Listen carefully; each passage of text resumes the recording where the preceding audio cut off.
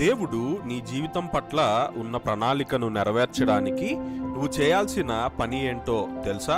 లూకాసు వార్త 1వ అధ్యాయం 38వ వచనం. అందుకు మరియా, ఇదిగో ప్రభువు దాసురాలను, నీ మాట చొప్పున నాకు జరుగును గాక అనెను. అంటే మరియా జీవితంలో దేవుని ప్రణాళికను తెలియజేసినప్పుడు మరియకు ఉన్నటువంటి ప్రశ్నలకు సమాధానాలు లేవు. వచ్చే ప్రమాదాలను ఎలా ఎదుర్కోవాలో తెలియదు.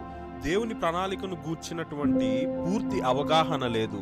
అయినప్పటికీ మరియా, ఇదిగో నీ దాసురాలను అని చెప్పి దేవుడు చేయబోయే గొప్ప అద్భుతానికి తలుపులు తెరిచిందని, తన విధేయత ద్వారా యేసయ్య జన్మించడానికి కారణమై తరతరాలకు ధన్యురాలుగా నిలిచిందనే విషయాన్ని తెలియజేస్తుంది. అయితే ఈ వాక్యాన్ని వింటున్న నీకు దేవుడు తన ప్రణాళికను బయలుపరిచినప్పుడు, ఇదిగో నీ దాసుడును లేదంటే నీ దాసురాలను అని చెప్పి దేవుని ద్వారా అసాధారణంగా ఉపయోగించబడాలని ఆశిస్తూ ముగిస్తున్నాను. ఆమెన్.